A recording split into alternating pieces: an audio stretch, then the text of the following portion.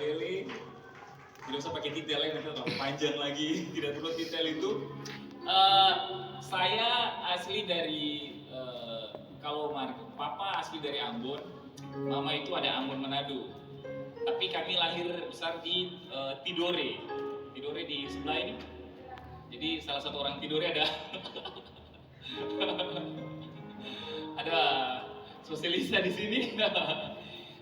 Dia punya mama itu, saya punya papa Adi, punya mama Adi. Karena kami waktu itu kan GPM tuh, jadi kebetulan opa saya yang bawa masuk salah satu pendiri GPM di sana. Jadi sudah GPM, baru kemudian ada Katolik, ada Kalvari, baru Pantekosta, GPDI.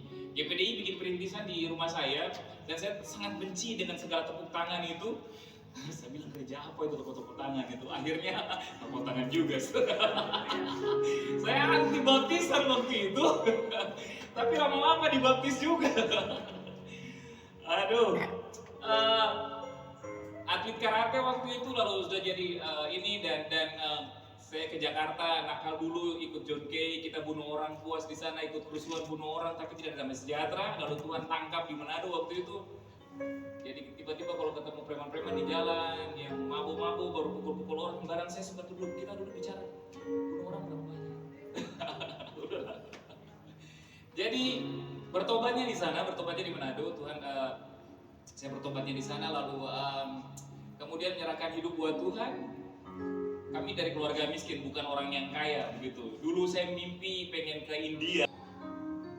Pelayanannya dipercayakan ke saya, kemudian habis itu saya pikir cuma di situ loh, tiba-tiba Tuhan bawa lagi ke Iwip, pegang gereja di Iwip lagi, jadi ada gereja di Tanjung Huli di sana. Saya pegang di situ lagi, lalu kemudian di Smelter C itu ada gereja lagi, pegang lagi di situ lagi, di mana?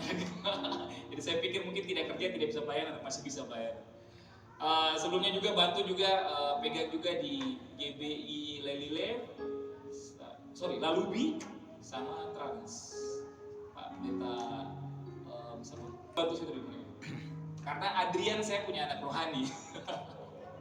Mungkin Pak Ades kenal ya. Oke, itu ya Bapak kenalan dari saya. Kemudian saya ketemu Ibu Pendeta di sana, waktu pelayanan di sana, dan saya diundang di sini. Haleluya. Oke, saya terakhir banyak berbicara di Jayapura. Lalu di Jayapura saya punya anak rohani. Terakhir saya lebih banyak berbicara tentang how to change bagaimana kita mengubah kita punya paradigma. Karena kita nggak bisa hanya sekadar berdiri saja, karena gereja yang tidak membuka paradigma berarti dia stuck, dia melanggar firman yang berkata bahwa janganlah kamu serupa dengan dunia ini, tetapi berubahlah oleh pembaharuan budi. Maksud pemberian budi di sini bukan ini Bapak Budi, ini Ibu bukan budi itu, tapi budi di sini maksudnya perubahan pola pikir. Atau itulah yang disebut dengan metanoia. Tahu arti kata metanoia? Pertobatan itu kan dari kata metanoia, Yunani metanoia. Metanoia itu punya dua arti. Yang pertama berbalik 80 derajat, 180 derajat. Karena kalau 360 kan balik lagi kan. Jadi itu metanoia. Jadi yang saya jalan begini, saya harus balik 80. Tanda seorang pencuri dia bertobat apa Bapak Ibu? Paling banyak orang berkata bahwa tanda seorang pencuri dia bertobat itu dia berhenti mencuri. Ya kan? Salah. Kalau dia berhenti mencuri, masih bisa jadi dia punya barang-barang curian masih ada. Jadi ditunggu barang curiannya habis, baru dia curi lagi begitu. Kalau 180 derajat, yang tadinya dia mencuri, karena dia sudah bertobat, dia akan bekerja memberi, bukan mengambil. Okay? Itu tanda. Jadi perubahan bukanlah perubahan sampai terjadi satu perubahan. Pengen lihat orang mabuk bertobat, bukan dia berhenti mabuk. Harusnya dia konsumsi minuman keras, dia konsumsinya yang lain. Amen. Itu kita lihat buahnya, bukan yang lain, bukan titel, bukan segala macam. Itu cuma aksesoris luar gitu. Kalau kita tidak berubah di sini, kita stuck. Satu kali saya punya anak rohani di Jayapura, dia tanya saya, lama mereka nikah sudah hampir 15 tahun berkata nikah. Dia sangat suka dengan kekristenan. Dia suka sekali Kristus. Waktu dia mau masuk di gereja, waktu itu ada gereja namanya gereja English Church, gereja Anglikan, masih gereja-gereja dulu lah. And then dia mau masuk di sana, begitu sampai di depan pintu gereja ada pendeta, karena kan orang Hindu, Tamil, hitam. Jadi mereka punya pakaian kumal-kumal. Terus tidak pakai sepatu. Tahu India kan? Mau cari negara paling bersih, ada di sana. Mereka jualan itu jajan, Bapak Ibu. Itu jajan tuh dong pegang-pegang begini, habis kasih begini. Tapi orang makan, delicious. Enak sekali katanya. Saya bilang, oh Tuhan. Tapi mereka nikmati. Apa yang terjadi begitu masuk depan gereja, pendeta sama dia punya majelis bilang begini, get out, kamu keluar. Baru dia bilang, kenapa? Dia bilang, kamu udah lahir di sini. Pakai bahasa Inggris. Kamu gak punya shoes, you are stink, you are dog. Kamu bau, kamu anjing. Ada pendeta begitu. Apa yang terjadi ketika dia meninggalkan gereja itu? Mahatma Gandhi ngomong begini sama pendeta itu, sama pengerja itu. I love your Christ, but I hate the Christian. Saya suka Kristusmu, tapi saya benci Kristen. Dan apa yang terjadi? Sampai sekarang India tidak bisa dimenangkan. Sampai sekarang di mana-mana pun, apa namanya itu, misionaris dibunuh di sana. Ya kan? Terakhir kan mereka dibunuh gara-gara makan itu kan, makan sapi. Sementara di sana itu binatang paling suci sekali. Misionaris mau makan apa saja, begitu makan mereka rasa terganggu begitu. And then waktu dia pertama kali dia jadi perdana menteri, Bapak Ibu tahu apa yang dia baca? Pidato pertama. Orang lain kan biasa kalau pidato pertama itu kan pidato pertama dari perdana menteri ini, semua menanti-nantikan pidato yang pertama, tapi dia hari itu berdiri, dia bilang gini, pidato pertama, Mahatma Gandhi, berbahagialah orang yang lapar dan haus akan kebenaran, karena dia akan dipuaskan. Berbahagialah orang yang dianiaya, karena mereka akan berbayar karena aku kamu dianiaya. Matius pasal 5 Pak, khotbah Yesus di bukit yang terkenal itu, dia pakai itu. Wow. And dia bilang begini sama misionaris, dia bilang begini sama gereja waktu itu. Kalau dalam bahasa Inggris mereka ngomong, saya terjemah ke Indonesia, nanti Bapak Ibu sulit lagi. Dia bilang begini, kalau kamu orang Kristen bisa hidup seperti Kristus hidup, India ini bisa kamu menangkan buat Kristus. Harusnya kita tidak bisa batasi orang untuk datang mencari Tuhan. Terkadang kita batasi orang dengan segala macam aturan, padahal gereja bukan aturan. Gereja bukan organisasi Pak, gereja keluarga. Kalau organisasi, selama saya ikut aturan organisasi, saya dianggap sebagai member, sebagai anggota. Tapi begitu saya melanggar aturan organisasi, pecat. Tapi gereja gitu. Yang namanya keluarga, kalau darahnya saya ada sama darahnya dia, kita satu marga, satu mama, satu bapak. Saya jadi pendeta yang paling baik, anak yang paling baik, jadi semua yang berhasil, dan dia jadi penjahat yang paling kejam. Saya tidak bisa melanggar atau misalnya menyangkal darah daging yang, maksudnya darah yang ada pada dia. Dia dalam penjara pun dia marga sama saya. Dia punya darah sama saya. Kita satu darah. Amin. Harusnya gereja harus seperti itu. Saat orang di titik lemah, kasih tanpa syarat itu mesti berfungsi. Bukan ketika orang di titik lemah lalu tambah tekan dia, tambah bikin hoax. Tambah bikin rumor lagi. Harusnya terima dia di situ, Pak. Kenapa? Ya Bapak, suami mau ceraikan saya karena katanya kita beda keyakinan. Panggil suaminya datang. Ayo, kenapa kok bisa suruh sampai mau ceraikan istri? Iya Bapak, karena kita beda keyakinan. Beda keyakinan tuh di mana? Jelaskan dulu. Sementara kamu dua ini sama-sama satu keyakinan, maksudnya Kristen dua-dua. Iya Bapak, karena begini. Saya tuh yakin kalau saya ini ganteng, tapi saya punya istri terlayak kalau saya tuh ganteng, makanya berdua beda keyakinan. Jadi mau ceraikan itu gara-gara keyakinan ganteng itu tidak ada. Haleluya. Pola pikir. Kalau kita tidak rubah pola pikir, kita jadi orang bodoh. Amin. So kita mesti rubah pola pikir. So hari-hari ini ada begitu banyak yang terjadi. Saya mau bicara mengenai kemuliaan, bukan tepuk tangan. Karena biasanya orang biasa bilang berikan kemuliaan bagi Tuhan, baru tepuk tangan. Biasa. Hari-hari ini ada gereja mengalami namanya degradasi iman, degradasi nilai, di mana begini. Kalau dulu rasul-rasul mereka berdoa, itu gedung yang goyang, sampai semua lepas-lepas itu sendi-sendi penjara terbuka, semua plak-plak semua terlepas. Tapi sekarang mereka berdoa sampai badannya yang goyang-goyang, tidak terjadi kebangunan apa-apa. Ada begitu. Kita punya kesaksian dulu, Bapak Ibu. Dulu sekarang belum kenal Tuhan, saya susah.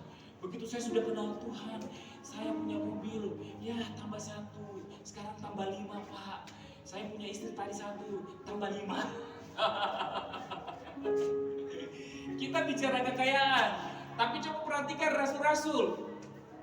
Rasul Paulus dia bilang begini, belum kenal Kristus, saya orang paling pintar, saya orang paling kaya, saya sekolah tinggi, dan saya punya segala macam harta. Tapi dia bilang apa? Setelah kenal Kristus, semuanya itu sampah buat saya. Dan kalau Bapak Ibu lihat, tidak ada satupun dari murid-murid ataupun rasul-rasul Kristus yang kaya. Yesus tidak kaya loh.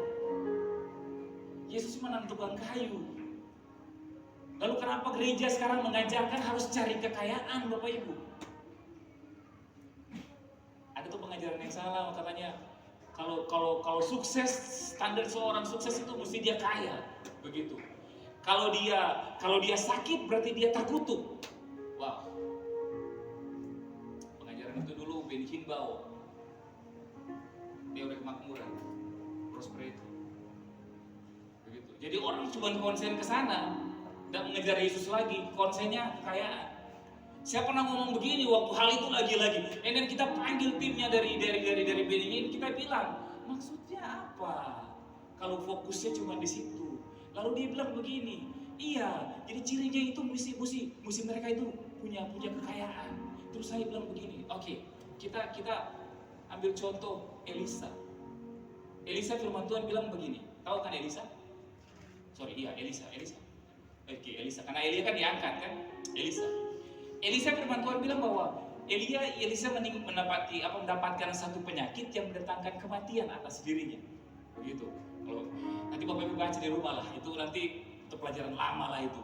Dan dia bilang begini, dia mati gara-gara sakit.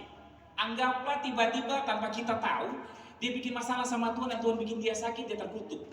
Begitu. Setelah bertahun-tahun yang tadinya ada utuh jadi tulang belulang, Alkitab bilang. Lalu ada perang antara orang Israel dengan orang Aram atau Amalek lah waktu itu. Lalu tiba-tiba mereka bawa mayatnya orang Amalek ini, orang kafir, bawa dan tiba-tiba di atas gunung.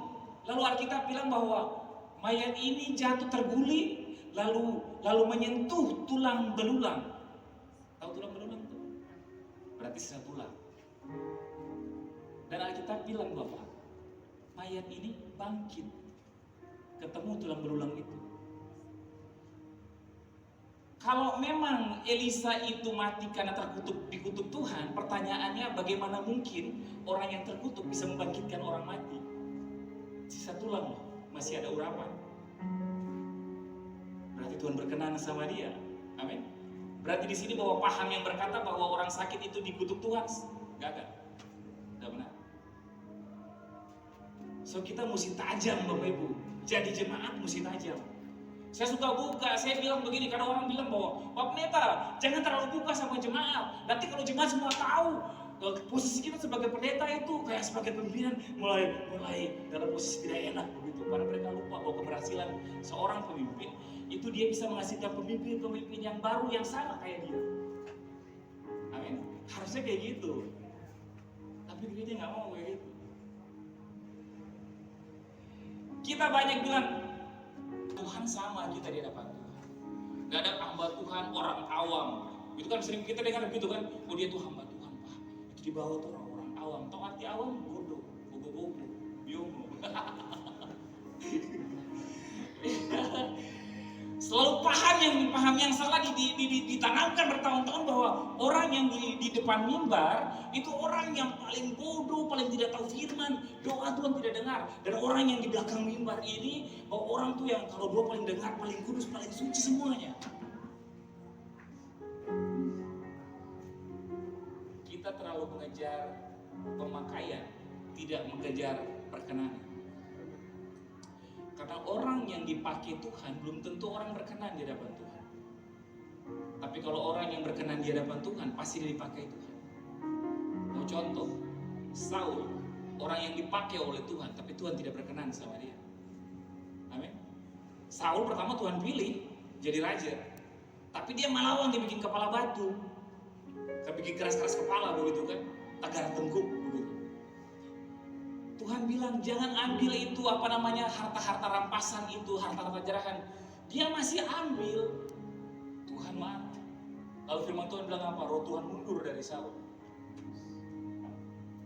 Tuhan ketemu sama siapa? Daud itu Tuhan secara secara fisik dia tidak bisa masuk turun perang. Bapak Ibu, dia itu dibilang Daud tuh masih merah, masih ABG, masih anak sekolah minggu. Alkitab bilang bahwa waktu dia datang ketemu dia punya kakak di medan perang, dikasih pakai itu pakaian perang, pakaian lebih besar daripada badan. Saat semua takut menghadapi dengan Goliat, Daud bilang berani-berani dia maki-maki kitab Tuhan. Cie. Dia karena cuma apa? Jaga domba. Tidak ada lain, cuma jaga domba. Tidak latihan perang, tidak latihan karate, Bapak Ibu. Kalau dia latihan MMA boleh lah begitu. Tidak latihan apa-apa, sementara kakaknya tiap hari perang. Dan Samuel, anak Tuhan, hamba Tuhan besar yang dia mengurapi raja-raja, tertipu oleh penampilan. Waktu Samuel lihat dia punya kakak, Samuel bilang begini, inilah yang akan diurapi Tuhan. Kan dia bawa batu urim, khususnya batu untuk menentukan mana. Kalau dia batunya betul-betul nyala dua-dua warna yang sama, itu dari Tuhan begitu. Tapi waktu ketemu Tuhan bilang itu bukan. Tapi badannya bagus Pak. Tuhan bilang itu bukan Samuel. Datang Daud, kecil, tak bodoh. Pokoknya lah. Tidak sesuai, kalau misalnya dia datang mendaftar di ada penerimaan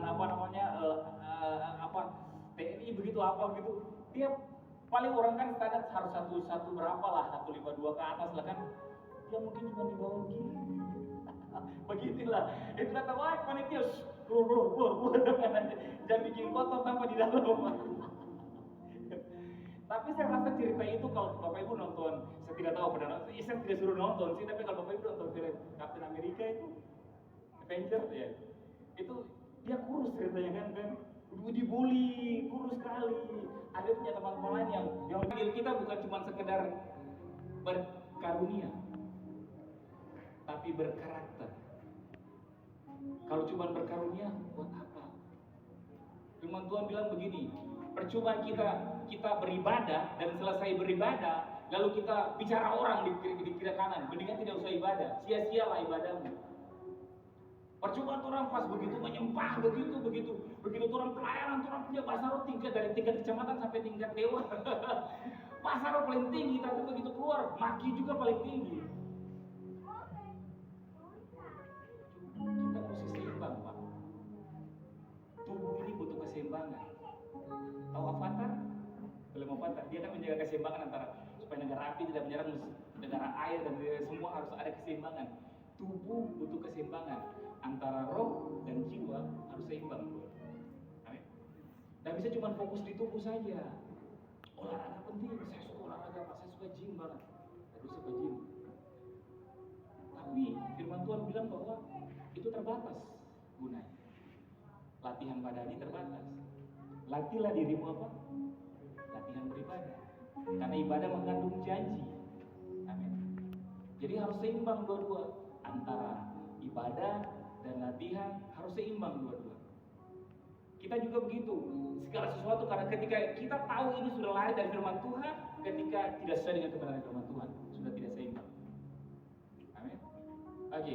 Nah, kita buka di, jadi bilang tidak kurus. Kita buka di 1 Korintus pasal yang kedua ayat 4 sampai yang ke-16. Ini satu kita bicara di saat ini.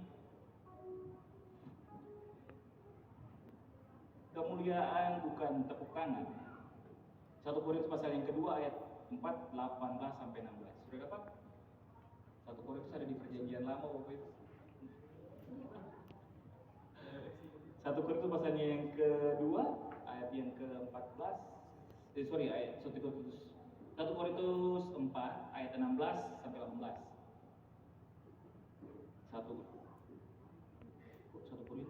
2 Korintus 2 Korintus 4 ayat 16 sampai 18. Sudah dapat? Katanya kalau tidak salah Harta Berjana Rohadi kalau tidak salah. 2 Korintus 4 ayat 16 sampai 18. Sudah dapat? Kalau sudah dapat katakan amin. Oke. Mari kita berdiri dan kita baca sama-sama. 2 Korintus pasal yang keempat ayat 16 sampai 18. Firman Tuhan. 1, 2, 3. Mari kita baca. 1, 2, 3.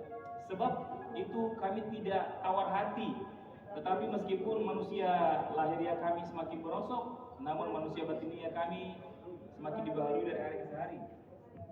Sebab penderitaan ringan mengerjakan apa?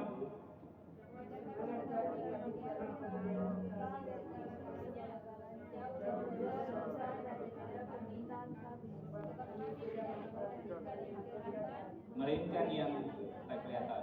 Karena yang kelihatan adalah sementara apa? Yang tidak kelihatan adalah kekal. Berarti untuk kembali. Oke. Firman Tuhan bilang di sini bahwa meskipun manusia lahiriah kami semakin merosot, artinya kita semakin tua, tambah hari dan tambah merosot, tambah berkurang segala macam. Tapi dia bilang manusia batinnya harus selalu diperbaharui. Istri tidak perlu kita cari yang lebih cantik, karena firman Tuhan bilang bahwa itu kecantikan itu menipu. Itu yang takut akan Tuhan itu yang dicari-cari Alkitab. Harusnya kita cari orang yang takut akan Tuhan. Gitu. Jangan cuma cari anak Tuhan, cari orang yang takut akan Tuhan. Karena ada begitu anak Tuhan, banyak anak Tuhan tapi tidak takut akan Tuhan. Sudah anak Tuhan tapi masih suka korupsi. Sudah anak Tuhan tapi masih kasih jatuh teman. Sudah sama-sama anak Tuhan sih. Lalu dia bilang begini bahwa diperbaharui dari sehari ke sehari. Jadi tiap hari itu harus kita perbaharui terus. Jangan puas dengan satu kebenaran, cari terus. Karena firman Tuhan bilang apa? Berbahagialah barang siapa yang lapar dan haus akan kebenaran, maka dia akan dipuaskan. Ada kebenaran, ada pembenaran. Kebenaran itu sesuai dengan firman Tuhan, tidak dapat diganggu-gugat seperti percaya Yesus lama, tidak percaya, itu kebenaran. Tapi ada pembenaran. Pembenaran adalah tidak sesuai dengan firman Tuhan, tapi ditambah-tambah firman biar jadi benar. Nah, itu kebenaran, bukan kebenaran. Amin. Lalu ada penyataan Allah dan ada pernyataan Allah. Jadi ketika orang tanya, Pak, apa perbedaan pernyataan dan penyataan? Oh, dua-dua sama, P22. Nah, pernyataan Allah itu Alkitab. Itu pernyataan, kayak dengan kata-kata itu pernyataan. Alkitab, pernyataan Allah itu Alkitab. Tapi pernyataan Allah adalah Alkitab yang nyata jadi Tuhan lewat Kristus. Jadi firman, jadi pernyataan Allah adalah firman, pernyataan Allah adalah Kristus. Jadi firman jadi Allah, nyata. Itu Kristus. Sampai sini bisa mengerti. Jadi kita tuh bingung. Kadang-kadang orang bilang, oh sama saja itu nanti beda-beda. Jadi dia bilang bahwa harus semakin hari diperbarui. Bahkan dia bilang begini, sebab penderitaan ringan sekarang. Mengapa nih sampai Paulus bilang penderitaan ringan? Karena pada waktu itu dia lagi menginjil, lah dia dipanggil, dia dicambuk, didera. Tahu Bapak Ibu tahu didera? Didera itu kalau pakai bahasa di Yunani Itu mereka disuruh jongkok begini, kayak punggung disuruh sedikit begini, baru dipukul di sini pakai kayu tajam, pak, yang ini berat. Jadi kalau lama-lama bisa menyebabkan lumpuh. Paulus bilang di situ, dia lapar, bahkan mereka bilang bahwa dia lapar, tidak bisa makan, dicari, dikejar-kejar di mana-mana. Tapi firman Tuhan bilang yang ayat terakhir, Paulus bilang ini, itu penderitaan ringan. Orang kepala sakit, ada masalah dalam rumah tangga, kita sudah bilang itu penderitaan terlalu berat, Pak. Paulus bilang itu ringan. Jadi termasuk dalam ibadah, Paulus bilang masih ringan. Kita harus belajar terbiasa dengan pencobaan. Karena Alkitab bilang bahwa pencobaan-pencobaan yang kamu alami adalah apa? Pencobaan-pencobaan biasa. Yang apa? Tidak melebihi kekuatan. Jadi kita harus terbiasa lihat pencobaan itu biasa. Orang biasa karena terbiasa. Harusnya kita rubah pola pikir bahwa pencobaan itu biasa. Biasa itu. Ya namanya anak Tuhan harus mengalami pencobaan. Pak, penderitaan dan penganiayaan itu tidak akan pernah menghancurkan iman. Yang menghancurkan iman nomor satu, kenyamanan. Percaya sama saya. Begitu kita sudah nyaman di posisi ini, begitu sudah nyaman dengan semua yang kita miliki, selesai sudah. Kita tidak mau menginjil orang di luar, tidak mau bawa perkenalkan Kristus, selesai sudah. Karena yang Tuhan cari itu bukan harta. Tuhan tidak cari jumlah saldo. Kita kan selalu berpikir begitu, kalau yang penting jumlah saldo atau kita punya jumlah. Tuhan tidak cari itu. Tuhan cuma cari berapa jumlah yang kamu bawa kepada aku, itu aja. Terakhir dia tanya. Harusnya kita lebih ke sana, kejar pengelola. Kita bukan. Makanya untuk mendapatkan itu firman Tuhan bilang apa? Carilah dahulu apa? Kerajaan Allah dan kebenaran. Maka apa? Semuanya itu akan ditambahkan kepada apa semuanya? Yang harus kita cari kebenaran kerajaan Allah dan kebenaran Allah itu gini. Kebenaran tentang kerajaan Allah. Apa tuh kerajaan Allah? Kerajaan Allah adalah pemerintahan yang dipimpin oleh Allah. Itu selesai. Karena pada saat nanti waktu zaman akhir, nanti waktu Yesus datang pada kali yang kedua, nanti bumi yang baru, semua yang ini kan apa namanya ini Yerusalem yang baru itu kan turun dari bumi ke sorga. Dari sorga ke bumi. Baru kita memerintah bersama-sama dengan dia di sana. Untuk kerajaan Allah. Firman Tuhan bilang di Wahyu 21 atau 22 terakhir itu tiba-tiba baca sana bahwa kita akan memerintah bersama-sama dengan dia, kita menjadi raja, dia raja. Dia raja, bukan dibilang dia Yesus itu raja segala raja. Dia raja yang huruf besar, kita raja-raja yang huruf kecil.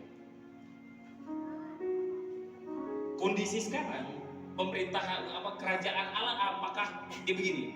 Kalau kita mau aplikasikan sekarang kerajaan Allah itu begini. Apakah kita mengizinkan Tuhan memimpin atas kita punya keuangan?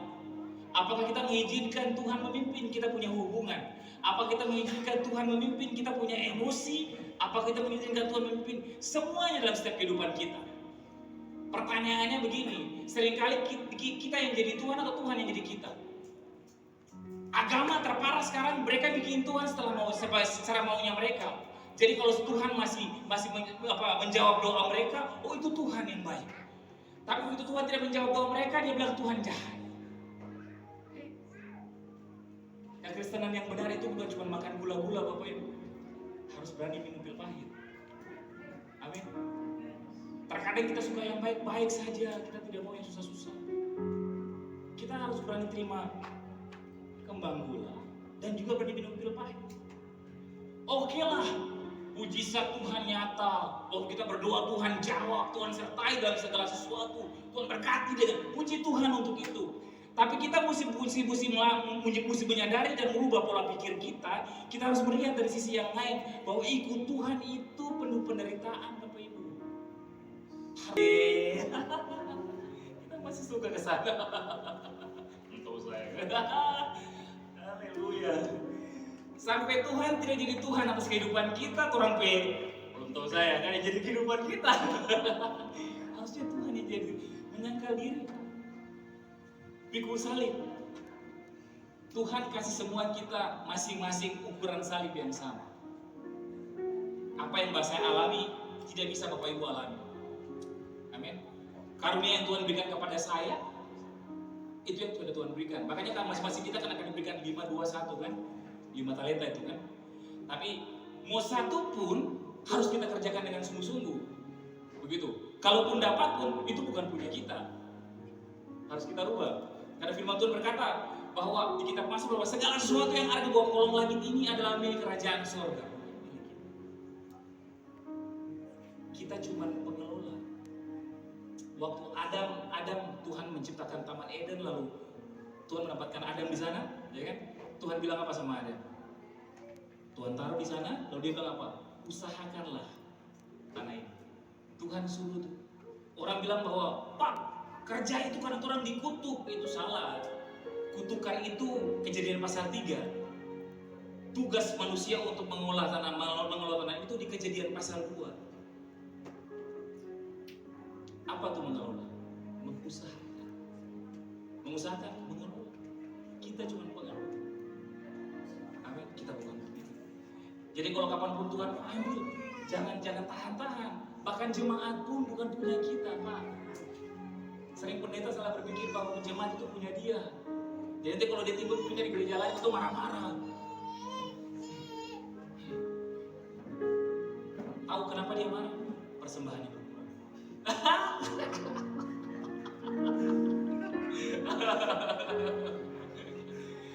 Karena konsep selama ini orang dibodohi yang bilang begini bahwa kita diberkati karena memberikan perpuluhan. No, kata siapa? Sampai kemarin ada pendeta yang ngajar begini bahwa Pak, perpuluhan itu sumber berkat. Betul Pak? Kayaknya ada yang salah dengan Bapak punya pola pikir seperti itu. Oh, no. Sudah nggak zaman lagi kita bikin bodoh orang dengan hal kayak begitu. Pak, sumber berkat itu bukan perpuluhan. Perpuluhan itu cuma pemberian. Sumber berkat itu Yesus. Halo, harusnya kita cari Yesus, bukan pemberian ini. Yesus bilang pemberian itu apa? Tuhan tidak butuh uang kita, Tuhan lebih kaya. Kalau dia butuh uang, Pak, itu dia jual bintang sama kita tidak bisa beli. Siapa yang bisa beli bintang? Coba saya lagi butuh uang nih, lagi tidak ada keuangan, jadi saya jual bintang aja, siapa yang beli? Tidak bisa, Pak. Dia nggak butuh uang. Arti salib itu bikin apa? Lain orang bilang jangan pakai salib karena salib itu lambang kutuk, Bapak Ibu. Lain ada yang bilang astagfirullah jangan pakai salib. Karena nanti di salib itu ada jin apa? Jin kafir. Jadi nanti kalau di rumah-rumah sakit Kristen, Bapak Ibu, kalau misalnya nanti ketemu ada salib, tutup. Hello, itu roh. Masa nggak mau pele? Tidak bisa. Karena roh itu tidak terbatas oleh ruang dan waktu. Tubuh fisik terbatas, Pak. Roh tidak terbatas. Mereka gagal paham. Pintar iya, berhikmat enggak. Pintar menurut dunia gitu. Tapi tidak di hadapan Tuhan. Makanya Tuhan bilang apa? Tuhan akan pakai orang-orang yang dianggap bodoh bagi dunia ini untuk mempermalukan orang-orang yang pintar. Sekarang ini kan banyak. Ketika peristiwa penyaliban itu, ketika Yesus disalib, itu terjadi pertukaran. Yang terkutuk diberkati, yang terhilang ditemukan, yang miskin jadi kaya. Bahkan firman Tuhan bilang apa? Yesus yang tidak mengenal dosa dijadikan berdosa supaya kita tidak berdosa lagi. Yesus yang tidak terkutuk dijadikan jadi terkutuk supaya kita tidak terkutuk lagi. Kita diberkati. Kita sudah diberkati. Harusnya kita jadi berkat buat orang lain. Stop minta mujizat, jadi mujizat buat orang lain. Stop minta jawaban, jadi jawaban buat orang lain, Bapak Ibu. Stop. Jangan sampai orang sudah 20 tahun jadi Kristen, tapi kita punya apa namanya ini, karakter kayak Pak Ibu Abulan. Yang suka rakus, greedy, mau sendiri, selfish. Kasih itu akan selalu lihat ke depan kayak yang lain. Akan selalu lebih tidak memikirkan dirinya. Amin. So, dan dia bilang begini akan memuliakan kemuliaan yang kekal. 1 Samuel pasal yang keempat ayat 21 sampai ayat yang ke-22. Sudah dapat? 1 Samuel pasal yang ke 4 ayat 21-22. Sudah dapat? Oke, mari kita baca secara bersama-sama. 1, 2, 3. Ia menamai anak itu Ikabod. Katanya, kalaunya kemuliaan Allah dari Israel.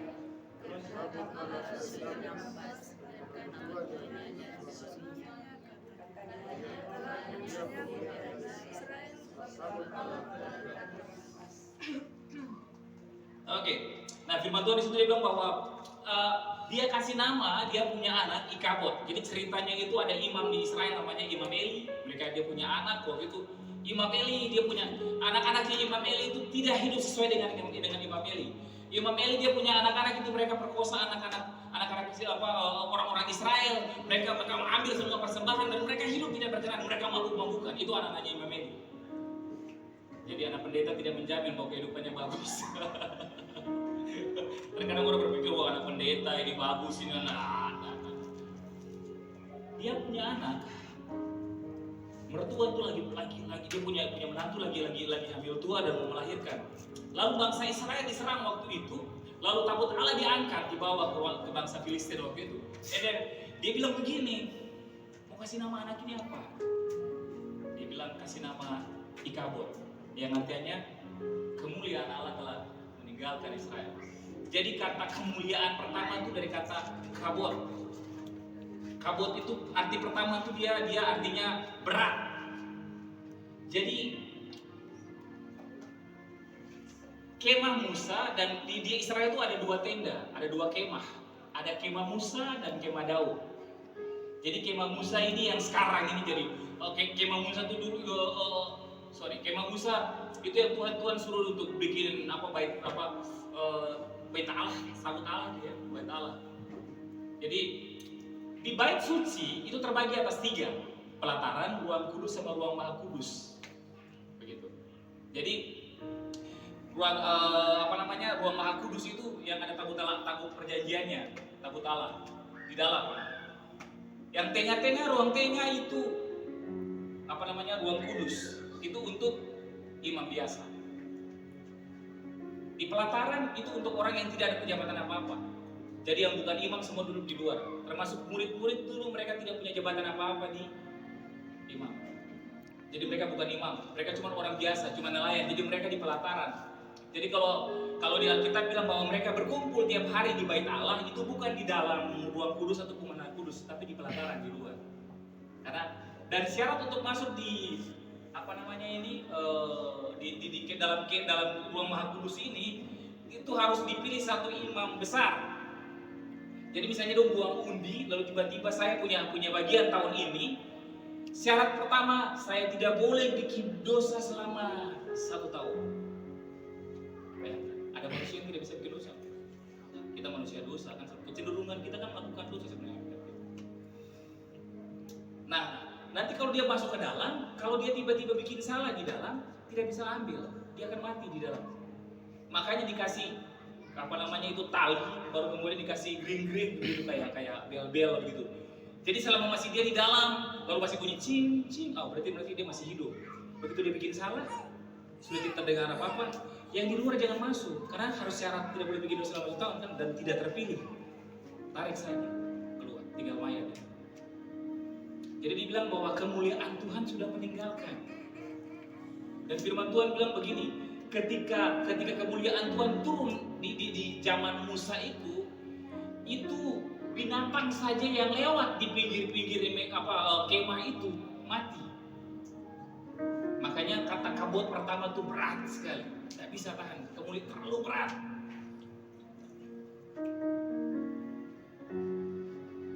Tapi kata kabut di perjanjian baru itu bukan lagi kabut, tapi doksa. Doksa itu artinya bobot. Tadi berat, ini bobot. Kalau saya bilang Pak Ardiles adalah seorang pelayan Tuhan yang berbobot, itu tidak bicara berat badannya Pak Ardiles. Nah, itu bicara kualitas yang diperhatikan. Jadi arti kata kedua dari kemuliaan Allah adalah bobot, bukan lagi tepuk tangan.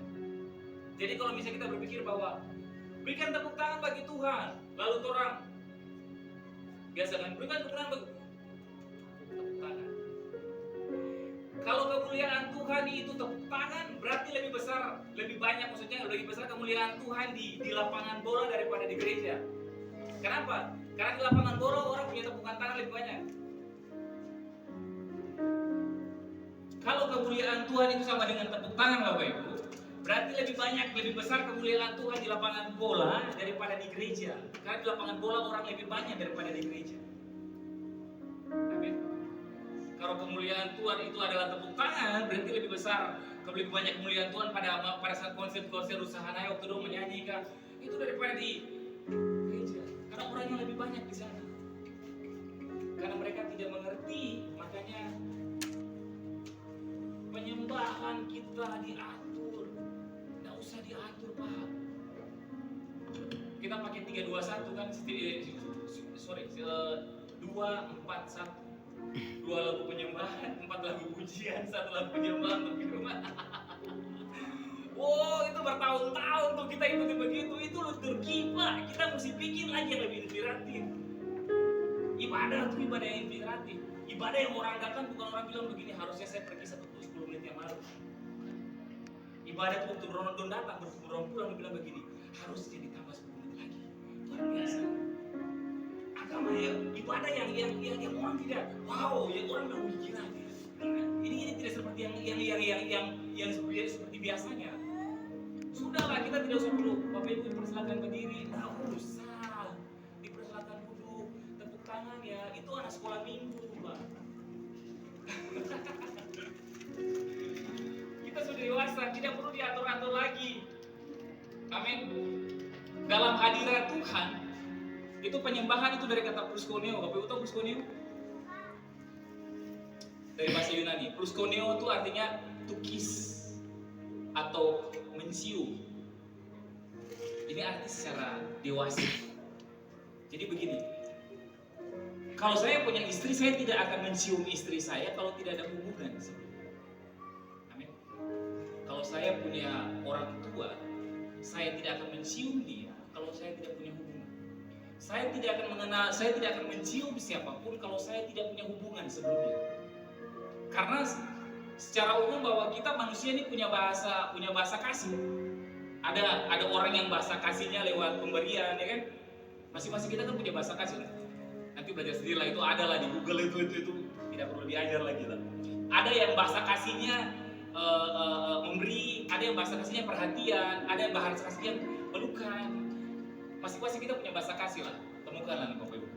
Nah, kita bicara tentang sebenarnya. So, saya tidak akan mungkin mencium seseorang kalau saya tidak punya hubungan sebelumnya dengan orang itu. Contoh kalau baca kita lama, mungkin 10-20 tahun bekerja di sini, lalu pulang ketemu dengan kita punya orang tua kan, sudah lama, mama, itu biasa. Yang beberapa apa? Peluk, cium. Apalagi kalau ibu-ibu yang pernah sahabatan lama, pernah beberapa. Kalau laki-laki, wih bro, apa kabar? Wih, mantap wih. Ada rangkul bahasanya. Tapi kalau ibu-ibu tidak mungkin rangkul lah.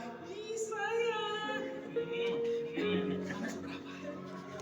Tunggu dulu.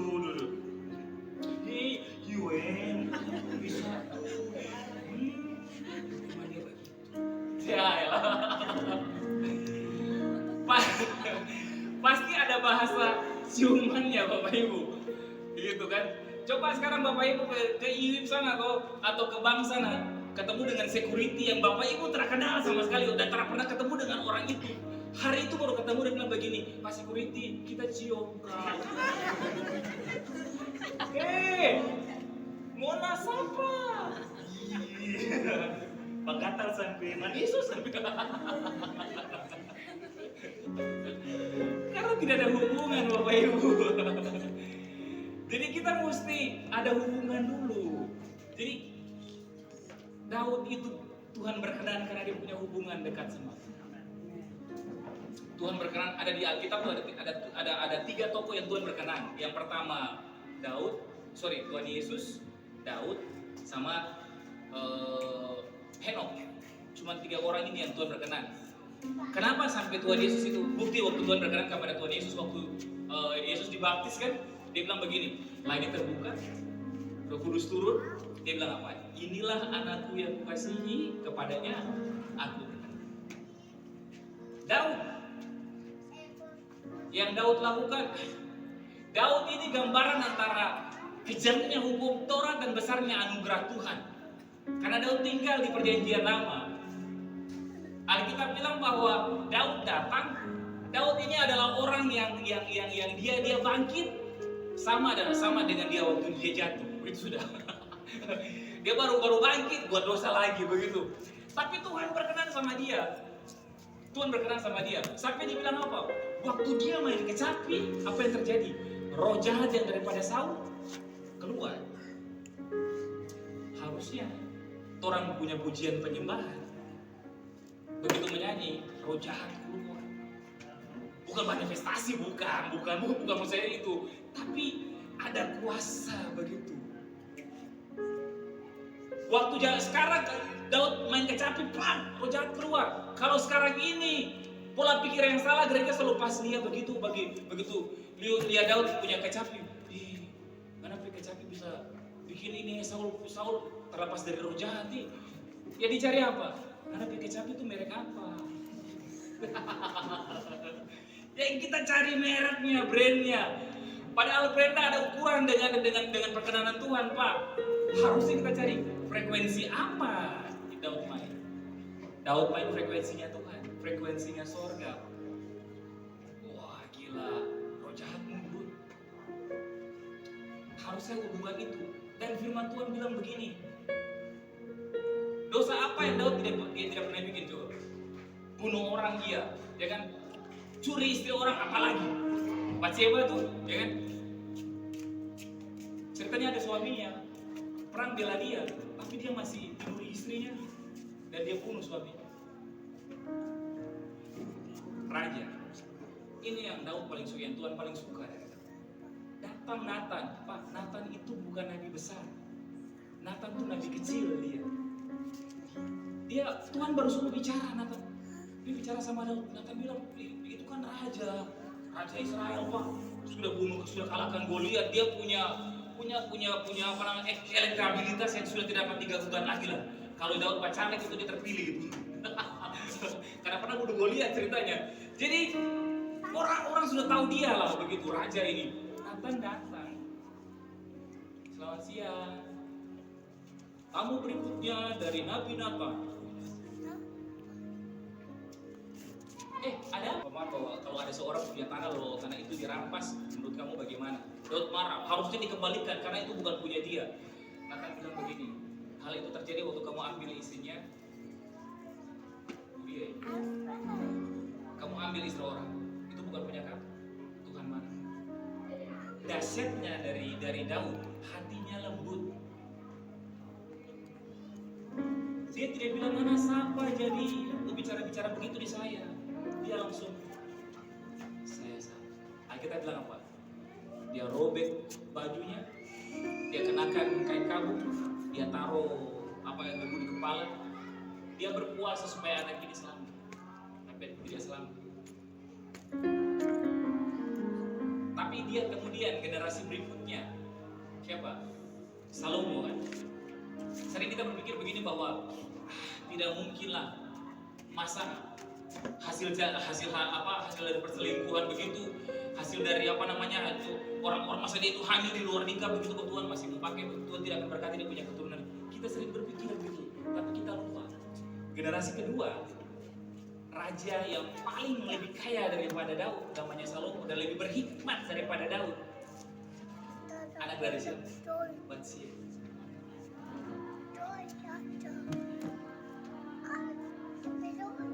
Terkadang kita berpikir, saya hamil di luar nikah, bagaimana ini? Tertutup. Tuhan pakai. Yesus kan hasil di luar nikah. Yesus proses kelahiran Yesus? Kan tidak sah. Menurut aturan sekarang kan nikah dulu, pemberkatan dulu, baru tung. Maria apa? Tung dulu. Hamil dulu, dia pikir panjang. Bagaimana sih belum menikah? Bagaimana itu? Dia mana mungkin itu? Firman Tuhan bilang begini, tetapi Daud dan orang-orangnya tidak mati. Bayangkan. Mereka langgar aturan kudusnya apa namanya? Bait Allah, tabut Allah, dan dia tidak mati. Karena Tuhan berkenan sama dia.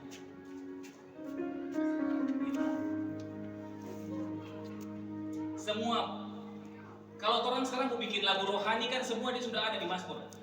Kitab yang paling panjang Mazmur. Ayat yang paling panjang 199 kan gitu kan. Panjang sekali. Tapi kitab yang paling panjang Mazmur lah. Bahkan Daud itu kalau dia marah keren sekali, Pak. Aku melayangkan mata ke gunung-gunung, dari mana datang pertolongan? Waktu dia lagi galau kan, pertolonganku dari Tuhan yang menjadikan langit dan bumi. Bapak Ibu tahu Mazmur 23, Tuhan adalah gembalaku. Terkadang kita berpikir bahwa Mazmur 23 tuh ayatnya apa namanya ini tuh Daud tulis waktu dia dalam keadaan baik-baik saja. Tuhan adalah gembalaku, takkan kekurangan aku. Ya kan, dia memberikan aku kepada itu dalam keadaan ketika dia punya anak perempuan diperkosa. Lalu kemudian dia